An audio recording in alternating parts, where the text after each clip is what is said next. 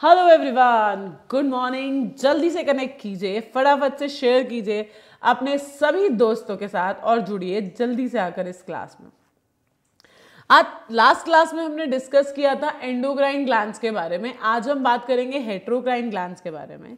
हेटेरोक्राइन glands बेटा वो glands होते हैं, वो ग्रंथियां होती हैं जो ब्लड में भी अपना सेक्रीशन देती हैं और इनके पास डक्ट भी होती है, सीधा डक्ट के थ्रू भी अपना सेक्रीशन दे सकती हैं। ये दोनों तरफ से अपने सेक्रीशंस को देती हैं। ठीक, तो आज बात करते हैं हेटेरोक्राइन कौन कौन से ग्लैंड्स होते हैं और किन ग्लैंड्स को हेटेरोक्राइन कहा जाता है। हमने लास्ट क्लास में देखा था कि भाई ग्लैंड्स हेटेरोक्राइन यानी कि मैं बोलूं मिश्रित ग्रंथि, हेटेरोक्राइन ग्लैंड्स या मैं बोलूं मिश्रित ग्रंथि, ये ग्रंथियां कौन सी ग्रंथियां होती हैं? मिश्रित ग्रंथि या हेटेरोक्राइन ग्लैंड, ये ग्लैंड्स कौन से ग्लैंड्स होते हैं? चलिए आगे नेक्स्ट। हेटेरोक्राइन ग्लैंड बेसिकली बच्चा हमारे पास तीन हैं। हमारे पास तीन हेटेरोक्राइन ग्लैंड होते हैं, एक होता है पैनक्रियाज, एक होता है टेस्टिस, एक होता है ओवरीज। पैनक्रियाज हो गया जिसको हम बोलते हैं अग्नाशय, टेस्टिस को हम लोग बोलते हैं हिंदी में विषण और ओवरीज को हम लोग हिंदी में बोलते हैं अंडाशय।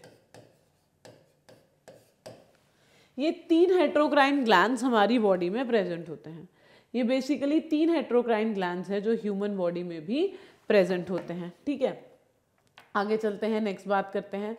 जब हम बात कर रहे हैं हेटेरोक्राइन ग्लैंड्स की तो हम बात कर रहे हैं सभी के सभी वो ग्लैंड्स। देखो, एंडो मतलब वो होता है जो सीधा ब्लड को सेक्रीशंस दे रहा है। एक्सो वो होता है जो बाहर भी सेक्रीशंस दे रहा है।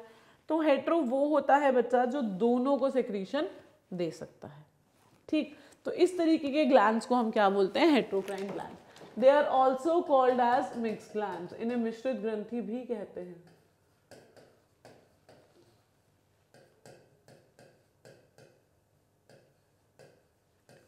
इन्हें मिश्रित ग्रंथि भी कहा जाता है। ठीक है जी, चलिए आगे नेक्स्ट बात करते हैं।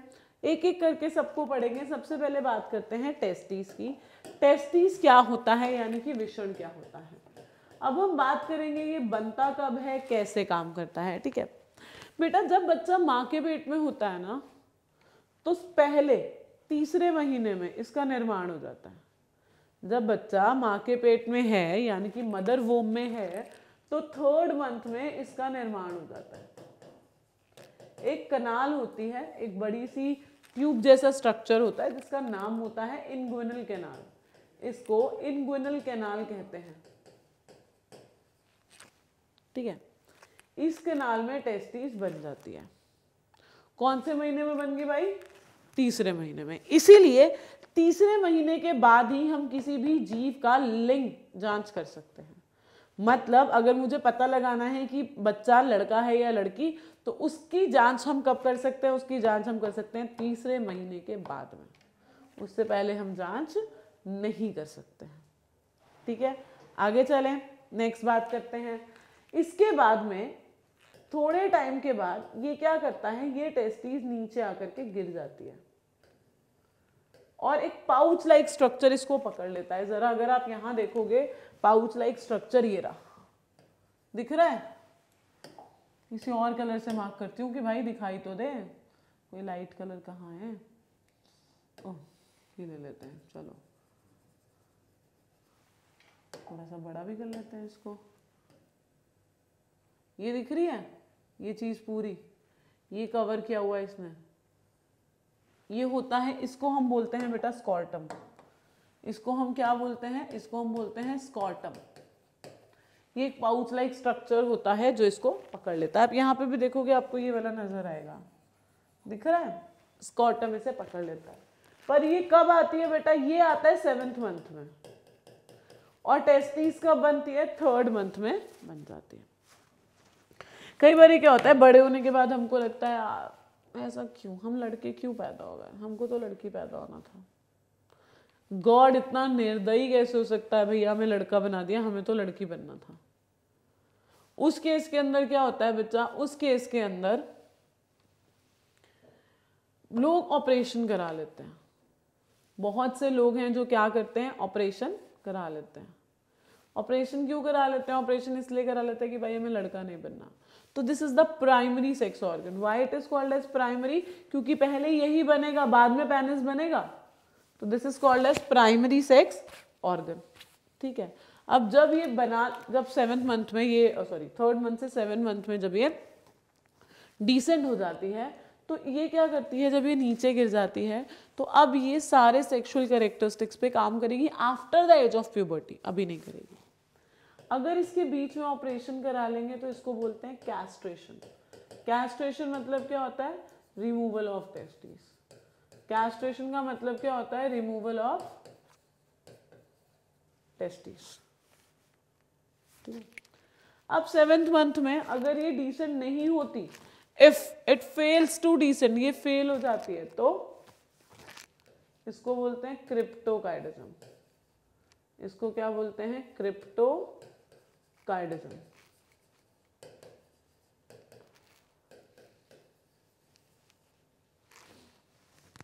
ठीक है जी, कोई दिक्कत है यहाँ पे? समझ में आया बात? ठीक है, आगे चलते हैं। इस इंग्विनल कैनाल में क्या होता है बच्चा? इस इंग्विनल कैनाल के अंदर 3 चीजें पाई जाती हैं। देखो, ये बॉडी के बाहर तो निकला नहीं है, बॉडी ने इसे पकड़ के रखना है ना, तो पेन भी होना है। पेन कैसे फील होगा? जब नर्व्स होंगी। बेटा नर्व्स कंडक्शन करते हैं। आपको ठंडा लग रहा है, आपको गर्म लग रहा है, आपकी स्किन सेंसेशन है, आपको दर्द हो रहा है, आपको कोई टच एहसास हो रहा है, आपको कोई चीज रफ लग रही है, आपको हर चीज कौन बताएगा? आपको हर चीज बताएगी नर्व्स। तो अगर आपकी किसी जगह पे नर्व नहीं है तो आप लोगों को वहां की कोई फीलिंग पता नहीं लगेगी। जैसे कई लोग क्या करते हैं, आरसीटी करा लेते हैं, रूट कनाल ट्रीटमेंट करा लेते हैं। तो क्या करते हैं, दांत के बीच में से सारी रूट को खींच के बाहर निकाल लाते हैं। जब सारी रूट को बाहर निकाल लोगे, नर्व्स बचेंगी ही नहीं वहां पर, तो वो आपको क्या ठंडा गर्म बताएंगी। इसीलिए हमको उस रूट्स में ठंडा गर्म पता नहीं लगता है। ठीक है, तो कहने का मतलब ये है कि नर्व्स इज रिस्पॉन्सिबल, जो कि ब्रेन तक, which sends the message to the brain about the feelings of about the physical feeling of the body। ठीक है, फिजिकल फीलिंग मतलब होगी आपको कोई टच कर रहा है तो आपको फील होगा अरे ये तो रफ है, कोई टच कर रहा है हमें लगेगा ठंडा है, ऊपर से किसी ने गर्म पानी फेंक के मारा, अरे ये तो गर्म है ना। तो ये कौन फील दे रहा है? ये हमें, मतलब ब्रेन को कौन बता रहा है? That is nerves. तो यहाँ पर भी नर्व्स का होना जरूरी है। अब क्योंकि ये ऑर्गन है तो इसे ऑक्सीजन चाहिए ही चाहिए। ऑक्सीजन चाहिए तो इसे ब्लड वेसल्स का होना जरूरी है। इसमें ब्लड वेसल्स का होना बहुत ज्यादा जरूरी है। नेक्स्ट बात करते हैं, नर्व्स हो गया, ब्लड वेसल्स हो गई। अब इसके अलावा इसको क्या चाहिए? इसके अलावा इसको चाहिए भैया मसल, मूवमेंट चाहिए इसको। मूवमेंट क्यों चाहिए? क्योंकि टेस्टिस का अपना एक टेम्परेचर है। बॉडी टेम्परेचर से 2 to 2.3 degree, 2 to 2.5 degree, 2 to 2.5 degree less होता है नॉर्मल बॉडी टेम्परेचर से, less than normal body temperature. 2 से 2.5 डिग्री कम होता है ये नॉर्मल बॉडी टेम्परेचर से। ठीक है, चलो, मतलब इसको अपना टेम्परेचर मेंटेन करके रखना है। फॉर एग्जाम्पल, अगर हमारी बॉडी का टेम्परेचर है 37 degree Celsius, if in case हमारी बॉडी का टेम्परेचर है 37 डिग्री सेल्सियस, तो टेस्टिस का टेम्परेचर अप्रोक्सीमेटली कितना हो गया? 35 to 35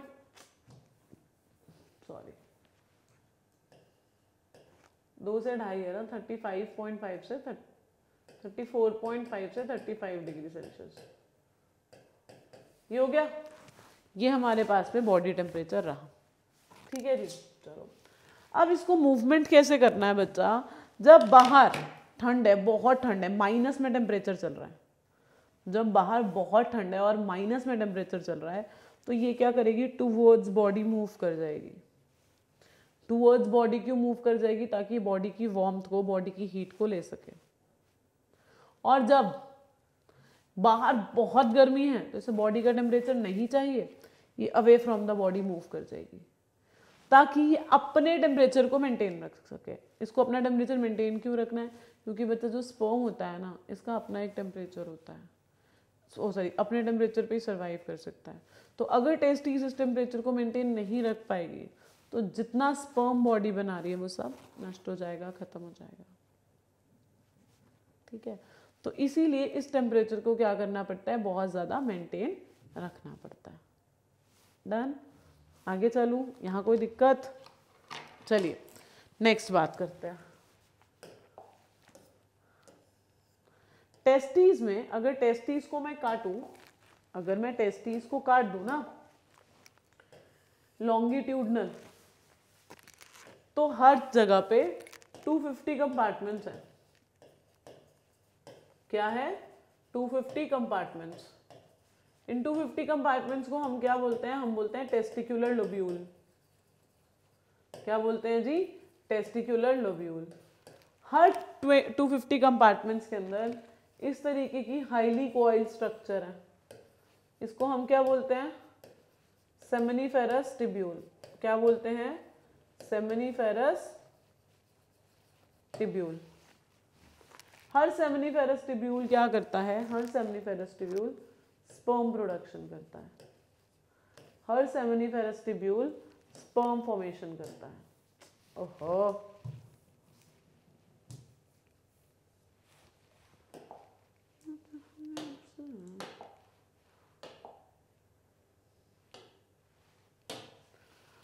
हर सेमिनिफेरस टिब्यूल 2 से 4 स्पर्म को प्रोड्यूस करता है और हर के अंदर 2 से 3 सेमिनिफेरस टिब्यूल होता है।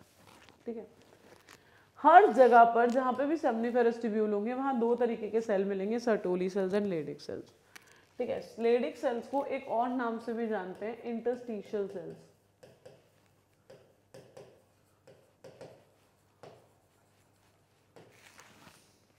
अब जरा देखो, 250 कंपार्टमेंट, 2 टेस्टिस, मतलब एक टेस्टिस के अंदर 2 कंपार्टमेंट हो गए। पहले तो 2 टेस्टिस, एक टेस्टिस में 2 कंपार्टमेंट हो गए, 2 से मल्टीप्लाई कर दूं। फिर मैंने बोला 2 से 3 सेमिनिफेरस टिब्यूल होते हैं, मिनिमम ले लूँ 2। फिर मैंने बोला 2 से 4 होते हैं, मिनिमम ले लो 2। इसको मल्टीप्लाई कर लो, कितना होता है? ठीक है, इसको मल्टीप्लाई कर लो 1000, इसको मल्टीप्लाई कर लो 4000। अप्रोक्सीमेटली ये स्पर्म निकलते हैं बच्चा एक साइकिल के अंदर। एक साइकिल के अंदर इतना स्पर्म काउंट बन जाता है और ये साइकिल कम से कम 5 से 10, बॉडी टू बॉडी डिपेंड करता है ऑल्दो, बट ये हो जाती है। इतना जो स्पर्म काउंट है, मतलब एक साइकिल के अंदर इतना हो जाता है। ठीक है, तो बहुत ज़्यादा स्पर्म का प्रोडक्शन होता है। अब चलो, अगर स्पर्म ने प्रोड्यूस करना है तो ये कौन करेगा? ये कौन करेगा बताओ? जल्दी से कमेंट सेक्शन में लिख के बताओ। हमारे पास में स्पेशलाइज सेल्स होते हैं जिसका नाम होता है इंटरस्टिशियल सेल्स, यानी कि लेडिक सेल्स। ये टेस्टोस्टेरोन हार्मोन को प्रोड्यूस करती है, जिसकी वजह से स्पर्म प्रोडक्शन होता है। तो सर्टोली सेल्स क्या करते हैं? सर्टोली सेल्स इसको न्यूट्रिशन देते हैं। आप अगर डायग्राम में भी देखो तो सर्टोली सेल्स आपको इसके अंदर एम्बेडेड, देखो जो स्पर्म है वो इसके अंदर एम्बेडेड दिखेगा। किस तरीके से होता है? सर्टोली सेल्स के अंदर ही जो स्पर्म होता है वो एम्बेडेड रहता है। तब तक रहता है जब तक इसकी प्रोडक्शन को बाहर नहीं निकालना हो। हार्मोन वो देगा और न्यूट्रिशन ये देगा। सर्टोली सेल्स ये दोनों मिलकर के काम करेंगे और स्पर्म को क्या करेंगे? प्रोडक्शन, स्पर्म का प्रोडक्शन कराएंगे। ठीक है, ये एक हार्मोन और रिलीज करता है, इस हार्मोन का नाम होता है इनहिबिन। ये एक हार्मोन और रिलीज करता है जिसका नाम होता है इनहिबिन। अगर स्पर्म का प्रोडक्शन ज़्यादा हो जाए तो ये इनहिबिन दे देता है। इनहिबिन जाता है, जाकर के टेस्टिस को, पिट्यूटरी को बोलता है, हमारे ग्लैंड को, कि भैया प्रोडक्शन बनकर स्पर्म बहुत ज़्यादा हो गया। तो ये क्या करता है? नेगेटिव फीडबैक दे रहा है, इसलिए इसको नेगेटिव फीडबैक मैकेनिज्म बोलते हैं। ठीक है, कोई दिक्कत है यहाँ पे? कोई प्रॉब्लम? इस तरीके से ये काम करता है। तो अगर पूछा जाए कि न्यूट्रिशन कौन देता है तो सर्टोली, टेस्टोस्टेरोन कौन देता है तो लेडिक। ये कौन क्या देता है? Testosterone hormone. ठीक है जी, चलें आगे। चलिए नेक्स्ट,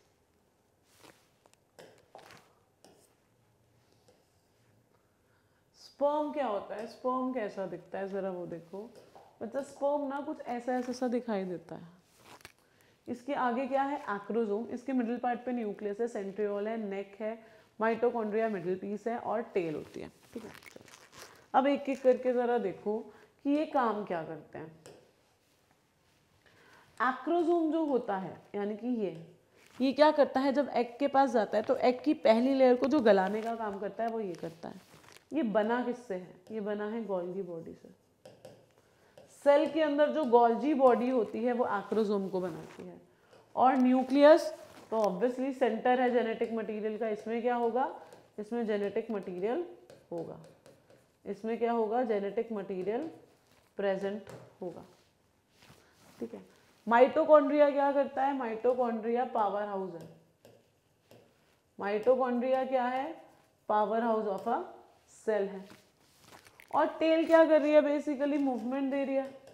इसने क्या करना है? मूव करके जाना है, तो भाई ये मूवमेंट दे रही है। क्यों इसने ये मूवमेंट देगी? क्योंकि भैया स्पर्म में ही तो मूव करना है सेल बॉडी के अंदर जाने में। हाँ ये ना, ठीक है। स्पर्म का प्रोडक्शन कितना होगा ये समझ में आया? चलो, तो ये क्या हुआ बच्चा? ये हुआ कि भैया ये किस तरीके से काम करेंगे, इनका काम करने का क्या तरीका है या कैसे काम करेंगे, ये सारा वो प्रोसेस हुआ। ठीक है, चलो अब आगे चलते हैं, नेक्स्ट बात करते हैं।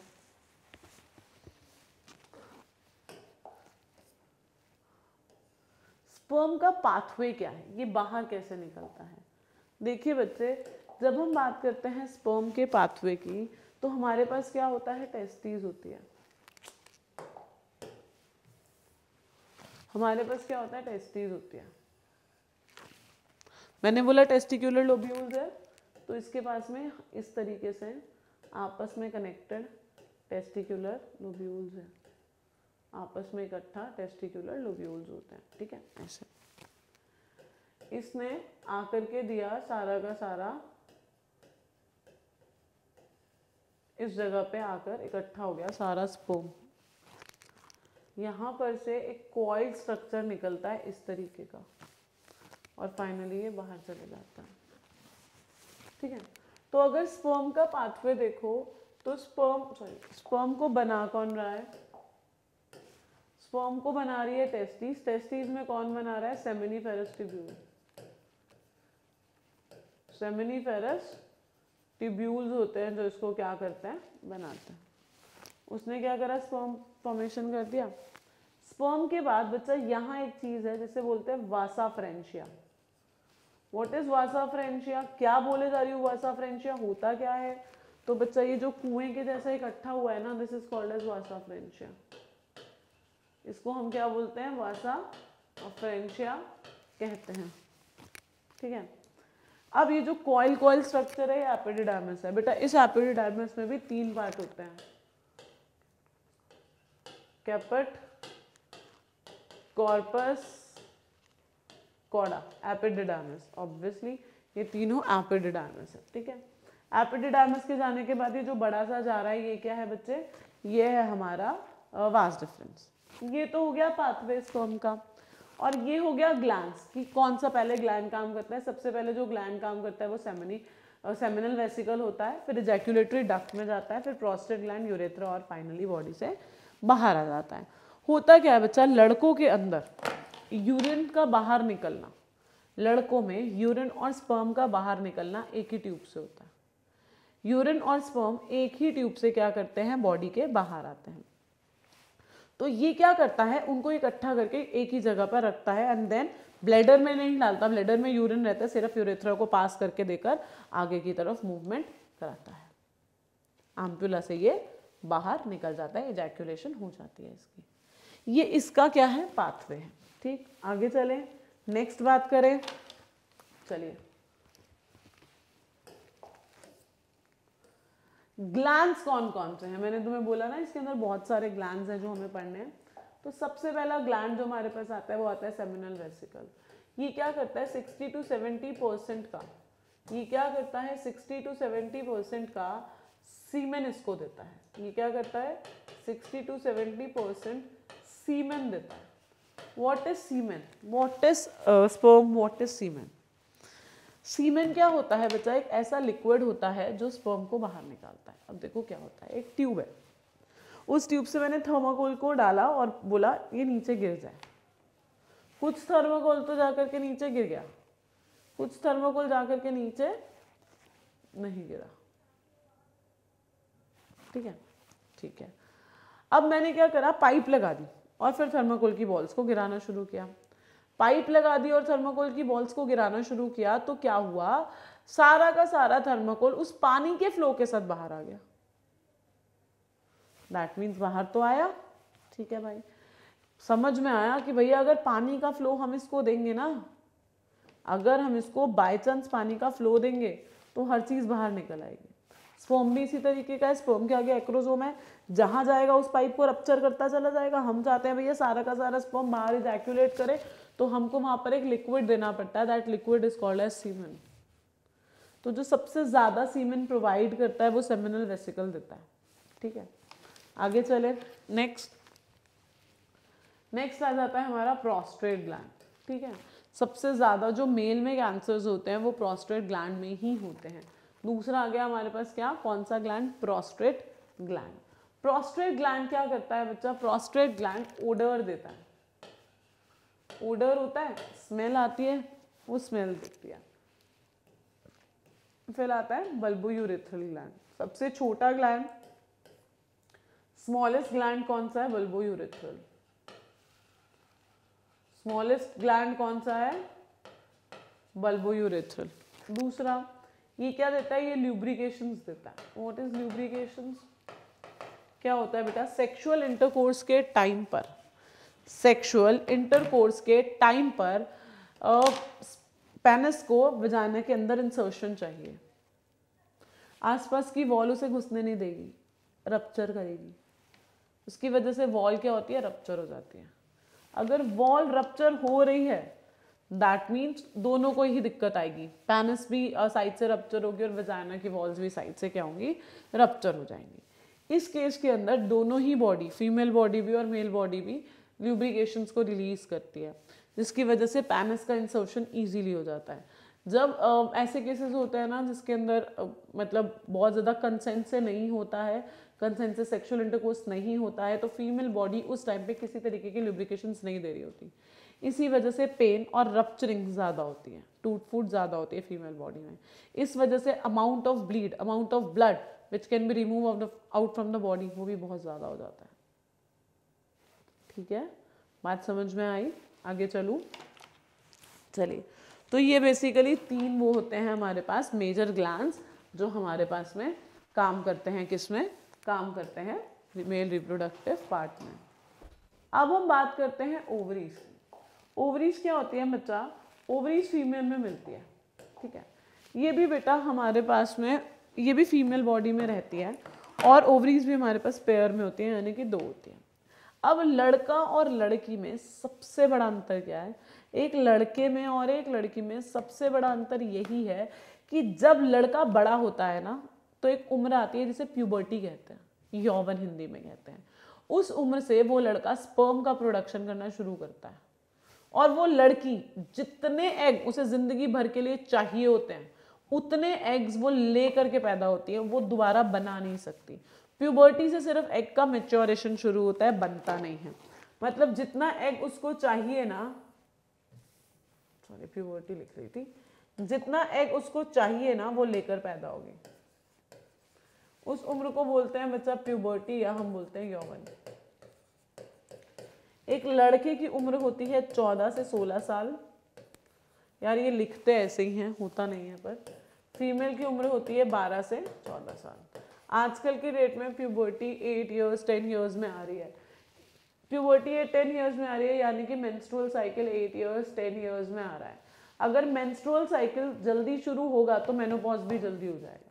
ठीक है, मतलब खत्म भी जल्दी हो जाएगा। चलो एनीवेज, ये है बच्चा हमारा ओवरीज। ये क्या है बेटा, ये ओवरीज है। ये देखो, ये एक लिगामेंट से जुड़ी होती है। यहाँ पर जो फिंगर ने इसको पकड़ा हुआ है इसे हम फिम्ब्रे कहते हैं। इसके आगे चले जाओ, दिस इज इनफंडिबुलम, मैं अंदर लिख देती हूँ, इनफंडिबुलम। बिल्कुल ये वाला जो स्ट्रक्चर है ना, this is infundibulum. Ampulla, isthmus, junction. किसका, एम्प्यूलरी इस्थमस जंक्शन। ये होता है यूट्रस। यूट्रस में 3 लेयर होती है। बाहर की लेयर को बोला जाता है पेरीमीट्रियम, बाहर की लेयर को बोला जाता है पेरीमीट्रियम, मिडल लेयर को बोला जाता है मायोमीट्रियम, मायोमीट्रियम, और इनर लेयर को बोला जाता है एंडोमेट्रियम। This is endometrium.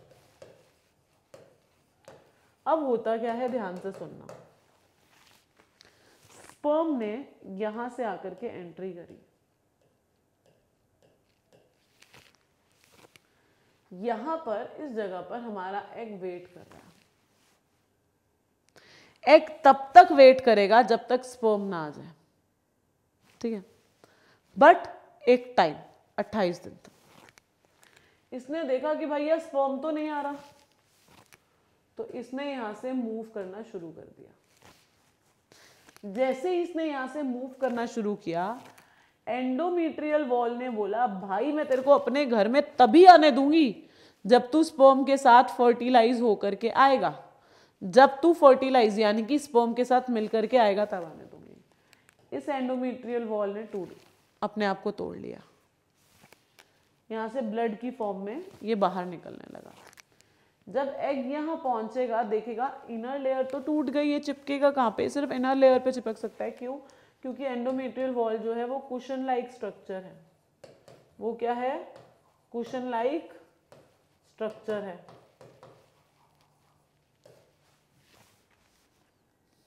ठीक है, अब यही चिपक सकता था, अब ये तो खुद टूट गया, ये कहाँ चिपकेगा बेचारा। तो इसने बोला देख भाई अब ये तो नहीं चिपक सकता, तो ये भी क्या करता है, टूट जाता है और ब्लड की फॉर्म में बाहर आने लगता है। इसे बोलते हैं मेंस्ट्रुअल साइकिल। इसमें से 2 क्वेश्चंस आएंगे बच्चे। पहला, फर्टिलाइजेशन कहाँ होती है? ये जो पूरी ट्यूब है ना, इस पूरी ट्यूब में मैंने आपको अलग अलग नाम लिख करके दिए।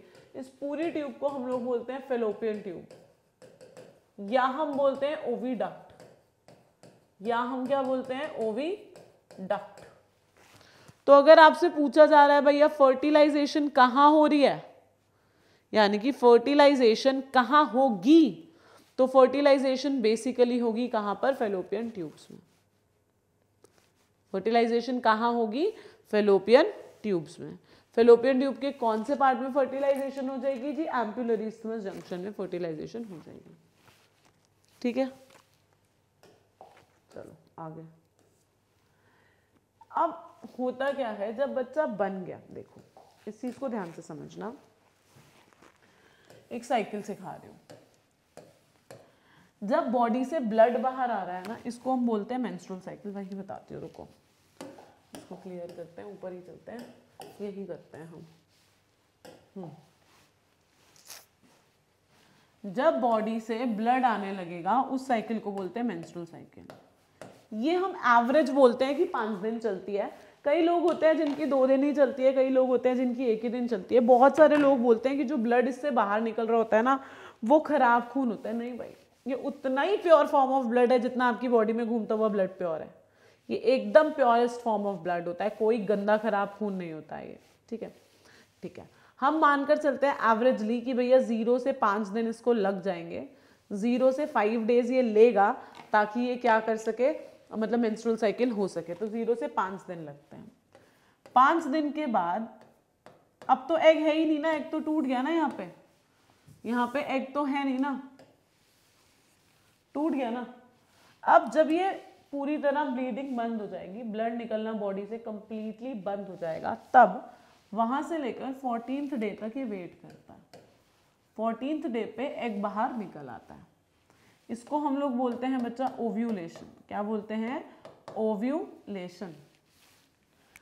14th डे के बाद ये वेट करेगा, क्या यार, 14th डे के बाद ये वेट करेगा कब तक? 28 दिन तक,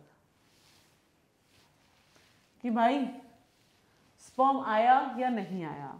अगर स्पर्म अभी भी नहीं आता तो ये दोबारा टूट जाएगा और दोबारा मेंस्ट्रुअल साइकिल शुरू हो जाएगी। अब देखो, ये जो पहला फेज है, मेंस्ट्रुअल साइकिल का पहला फेज है, तो डेफिनेटली मेंस्ट्रुअल फेज ही होगा। बहुत सारे लोग बोलते हैं कि भैया मेंस्ट्रुअल साइकिल का पहला फेज ओव्यूलेशन। कैसे हो जाएगा यार, मेंस्ट्रुअल साइकिल का पहला फेज मेंस्ट्रुअल फेज ही होगा। ओहो, तो धीरे धीरे क्यों रब होता है भाई।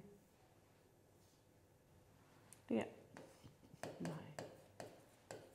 Menstrual phase. अब जब ओव्यूलेशन हो रहा है यानी कि एग बनकर बाहर निकल रहा है, तो इस फेज को हम लोग बोलते हैं फॉलिक्यूलर फेज। क्या बोलते हैं? फॉलिक्यूलर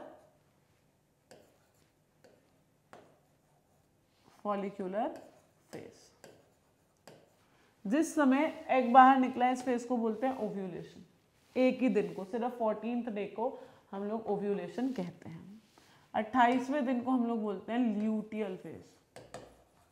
क्या बोलते हैं भाई? Luteal phase. ठीक है जी।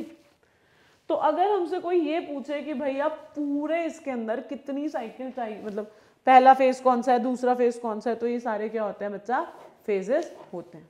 ठीक है जी।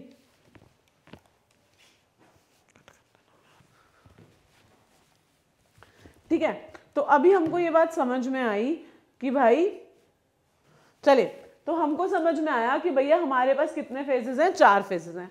पहला फेज कौन सा है? पहला फेज डेफिनेटली मेंस्ट्रुअल साइकिल है, तो मेंस्ट्रुअल साइकिल का पहला फेज कितना होगा? कौन सा होगा? मेंस्ट्रुअल फेज ही होगा। दूसरा कौन सा फेज है? Follicular phase. तीसरा फेज क्या? ओव्यूलेशन। और चौथा फेज क्या? Luteal phase. यानी कि इसके अंदर कुल 4 फेज देखने मिलते हैं, ये वाले। ठीक है, चलिए आगे चलते हैं, नेक्स्ट बात करते हैं।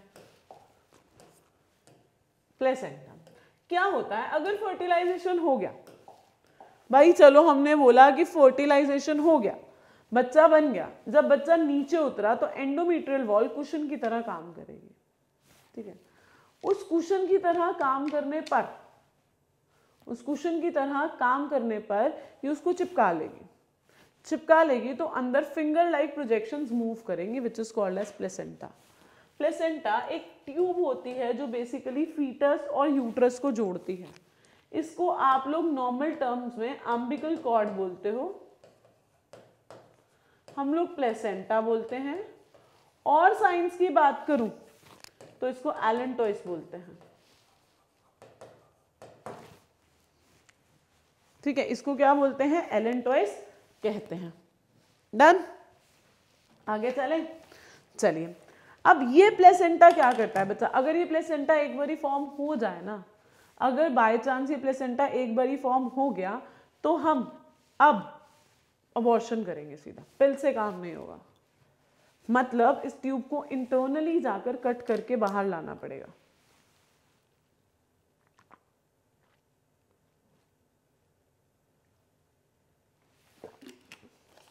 समझ में आया?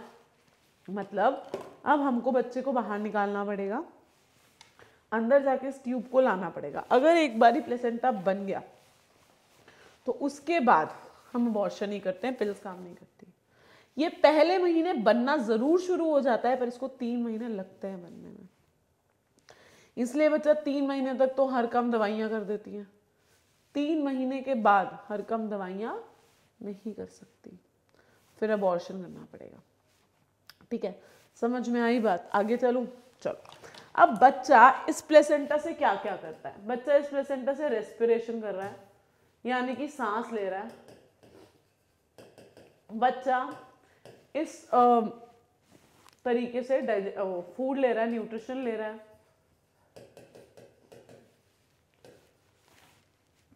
बच्चा इससे एक्सक्रीशन भी कर रहा है। जब हम नॉर्मल डिलीवरी भी करते हैं ना बच्चा, तो भी हमको एम्बिकल कॉर्ड को कट करना पड़ता है। आपने देखा ही होगा, बच्चों के एम्बिकल कॉर्ड को कट किया जाता है। इसमें कुछ ऐसे सेल्स होते हैं जो बहुत अच्छे से डिवाइड कर सकते हैं, ठीक है, जिसकी वजह से ऑर्गन बनते हैं। पहले ना हमें इसकी नॉलेज नहीं थी, तो यूजुअली लोग क्या करते थे, इस प्लेसेंटा को निकाल के बांध के फेंक देते थे। अभी हमें इसकी नॉलेज है, तो हम क्या करते हैं, इस प्लेसेंटा को निकाल के बांध के फेंकते नहीं हैं, इसको प्लेसेंटल बैंक्स में रख देते हैं। What are placental banks? Placental banks basically ऐसे बैंक्स होते हैं जहाँ पर हम आपके नाम, आपकी डेट ऑफ बर्थ, आपकी फैमिली की सारी जन्म कुंडली के साथ इस प्लेसेंटा को बांध के रख देते हैं। अब ये क्या करता है, ये बेसिकली जब कभी कोई भी आगे ऑर्गन फेलियर हो गया, हमको ल्यूकीमिया का मतलब ब्लड कैंसर का इलाज करना है या किसी भी इस तरीके का इलाज करना है, तो हम लोग क्या करते हैं, हम लोग जा करके इसको निकाल के इसके अंदर से स्टेम सेल्स को बाहर निकाल कर दोबारा से उस ऑर्गन को बना सकते हैं। पहले तो हमारे पास नहीं थे, अब हमारे पास हैं। ठीक है,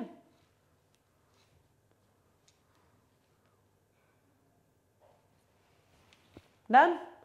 आगे चले, मतलब अगर आप बात करो मेरी या अपनी, आप लोगों का प्लेसेंटा हमारे पास स्टोर नहीं होगा, पर अब जो बच्चे आ रहे हैं उनका स्टोर कर रहे हैं। कुछ चार्जेस, दे फ्रेम सम चार्जेस, 2 लाख 3 लाख रुपए साल का लेते हैं, कुछ ऐसा। I am not sure about the charges. कुछ लेकर के हम प्लेसेंटा को स्टोर कर देते हैं। अब इसमें क्या किया जाता है, इसको हम लोग क्या बोलते हैं, that is called as cryopreservation. इसमें हम क्या करते हैं, किसी भी चीज़ को, आप लिविंग किसी भी चीज़ को स्टोर करो, पॉलन को स्टोर करो, प्लेसेंटा को स्टोर करो, ब्लड को स्टोर करो। हम किस पे स्टोर करते हैं, -196 डिग्री सेल्सियस पर। किस में, लिक्विड नाइट्रोजन में। किस में करते हैं, लिक्विड नाइट्रोजन में स्टोर कर देते हैं। ठीक है, इसको हम किस में स्टोर कर देते हैं, लिक्विड नाइट्रोजन में। कोई दिक्कत, आगे चलूं, चलिए नेक्स्ट बात करते हैं।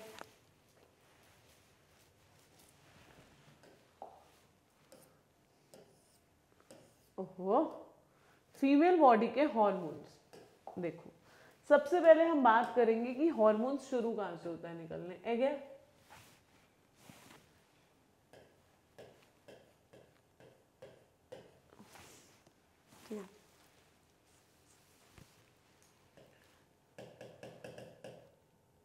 वाइटलस, सॉरी क्या लिख रही हूँ,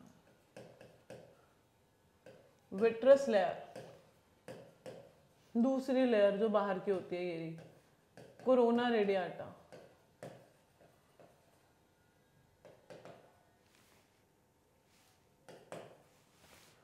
ठीक है, जब स्पर्म आएगा और इसको तोड़ेगा तो ये क्या करेगी, ये आकर,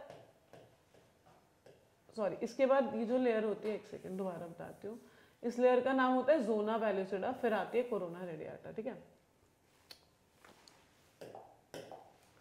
एग, एग की पहली layer vitreous layer,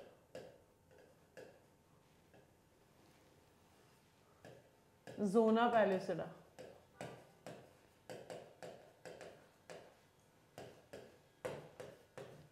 corona radiata, ऐसे होता है। स्पर्म आया, उसके बाहर में एक लिक्विड प्रेजेंट था जिसको हमने बोला था क्या, बाहर एक एक्रोसोम नाम का लिक्विड प्रेजेंट था। वो अंदर गया, उसने जाकर इसको रप्चर किया। जैसे ही रप्चर किया, इसने क्या करा, इस एग के बाहर एक एकदम टाइट लेयर बना दी, ऐसे एम्बैकमेंट वॉल बना दी। एम्बैकमेंट वॉल से क्या हुआ, अब इसके अंदर स्पर्म एंटर नहीं कर पाएगा, कोई और स्पर्म एंटर नहीं कर पाएगा, मतलब ये पॉलीस्पर्मी को पूरी तरह रोक देती है। ठीक है, अब ये हॉर्मोन्स क्या करते हैं, बच्चा बन गया, 9 महीना हो गया पूरा, बच्चा पूरी तरह बन गया, प्लेसेंटा है। सबसे पहले प्लेसेंटा ने क्या किया, एक हार्मोन रिलीज करा जिसका नाम था ऑक्सीटोसिन, यूट्रस को बंद किया। ठीक है, अब ये मैसेज गया पिट्यूटरी ग्लैंड के पास कि भैया यूट्रस की नीड पड़ गई है, यहाँ आया, बंद कर दिया, मतलब इसने भी ऑक्सीटोसिन दे दिया।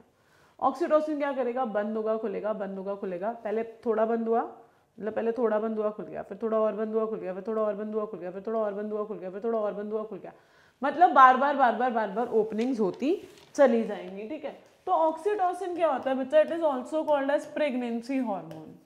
इसको हम लोग प्रेगनेंसी हार्मोन भी कहते हैं, मतलब ये एक ऐसा हार्मोन है जो प्रेगनेंसी में दिया जाता है। इस हार्मोन के इंजेक्शंस को बेटा गाय भैंस में भी लगा देते हैं, वो दूध नहीं दे रही उसके अंदर भी लगा देंगे ये हार्मोन। ठीक है, तो oxytocin is also called as pregnancy hormone. दूसरा होता है बच्चा प्रोजेस्टेरोन। बेसिकली जितना भी ये बन रहा है ना, एग बन गया, एग बनने के बाद में ओव्यूलेशन हो गया, ओव्यूलेशन के बाद में फर्टिलाइजेशन हो गया, फर्टिलाइजेशन के बाद एग और स्पर्म मिल गए, और एग और स्पर्म मिल करके क्या बनाया, जाइगोट। इसको फर्टिलाइजेशन बोलते हैं बेटा। एग और स्पर्म मिल गए, इन्होंने मिलकर एक सेल बना दिया जिसको हमने जाइगोट बोला। ये जाइगोट फिर पर्टिकुलरली 2 सेल में डिवाइड होता है इस तरीके से, फिर 2 से 4, 4 से 8, 8 से 16 एंड सो ऑन, 16 से 32, इस तरीके से डिविजन्स चलती चली जाती है, ठीक है। तो प्रोजेस्टेरोन इस जायगोट को मेंटेन करने के काम में आती है। एक हार्मोन होता है बेटा ईस्ट्रोजन, ईस्ट्रोजन लड़कों के पास भी होता है, लड़कियों के पास भी होता है। ईस्ट्रोजन लड़कों की बॉडी में मुस्टैचेस एंड बियर्ड की प्रोडक्शन को बढ़ाता है, हमारी बॉडी में लिमिटेड रखता है। तो अगर कभी भी पूछा जाए कि फीमेल्स में कौन से हार्मोन प्रेजेंट होते हैं, तो आप लोग ईस्ट्रोजन मार्क नहीं करोगे। ईस्ट्रोजन मेल और फीमेल दोनों में होते हैं, आप प्रोजेस्टेरोन मार्क करोगे, ठीक है। चलो, प्रोजेस्टेरोन क्या करेगा? प्रोजेस्टेरोन बेसिकली जो जायगोट बन गया उसका ध्यान रखेगा, उसे टूटने नहीं देगा। और at the mean time endometrial wall को भी बोल के रखेगा भाई जायगोट आ रहा है, एग नहीं आ रहा, क्योंकि ये बोलती है भाई मैं तभी पकड़ूंगी जब जायगोट होगा, तो उसको बोलता है भाई जायगोट आ रहा है, एग नहीं आ रहा, तो ध्यान रखियो। चलो, फिर है रिलैक्सिन। अब रिलैक्सिन क्या है? जब हमारी बॉडी से पूरी तरह से भाई डिलीवरी हो रही है, डिलीवरी के टाइम पर जो वेजाइनल ओपनिंग होती है वो छोटी होती है, एंड देन वो वेजाइनल ओपनिंग को बड़ा करना होता है। जब उसे बड़ा करना होता है उस टाइम पर एक हार्मोन रिलीज होता है रिलैक्सिन। रिलैक्सिन वेजाइनल ओपनिंग को बड़ा करता है। बड़ा क्यों करता है? वियर टियर ना हो, कुछ टूट फूट ना हो जाए, इसीलिए उसकी ओपनिंग को इजीली रिलैक्सिंग तरीके से क्या करता है, थोड़ा सा बड़ा कर देता है। जब रिलैक्सिन की मात्रा खत्म हो जाती है तो एक और हार्मोन निकलता है प्रोलैक्टिन, PRL, इसको प्रोलैक्टिन कहते हैं। ये prolactin hormone basically milk production के काम में आता है। ये ब्रेस्ट में जाकर, फीमेल ब्रेस्ट के पास जाकर के लैक्टोजेनिक सेल्स को एक्टिवेट करता है और यहाँ से जो मिल्क होता है यानी कि लैक्टोज होता है फॉर्मेशन शुरू हो जाता है। तो ये कुछ हार्मोन्स हैं बच्चों जो फीमेल में प्रेजेंट होते हैं। चलिए, लास्ट हेटेरोक्राइन ग्लैंड है पैनक्रियास। पैनक्रियास दूसरी सबसे बड़ी ग्रंथि है। Pancreas is the second largest gland. ये सेकेंड लार्जेस्ट ग्लैंड है हमारी बॉडी का। Pancreas is the second largest gland of human body. ये हमारी बॉडी की दूसरी सबसे बड़ी ग्रंथि है। दूसरा, ये मिक्स्ड काम करता है, यानी कि ये इंसुलिन भी देता है, यानी कि ये हार्मोन भी देता है, यानी कि ये एंजाइम भी देता है, यानी कि ये ब्लड के अंदर भी देगा और इसके पास अपना ट्यूब भी होगा, जिस ट्यूब में ये क्या करेगा, सेक्रीशंस देना शुरू करेगा। अगर ये ब्लड में डायरेक्ट दे रहा है, मतलब इंटरनली दे रहा है ना, बाहर तो नहीं पता लग रहा ना, तो ये हो गया एंडोक्राइन। बाहर दे रहा है तो इसको हम क्या बोलेंगे, exocrine. It is also called as mixed gland, यानी कि हम इसे मिश्रित ग्रंथि भी कहते हैं।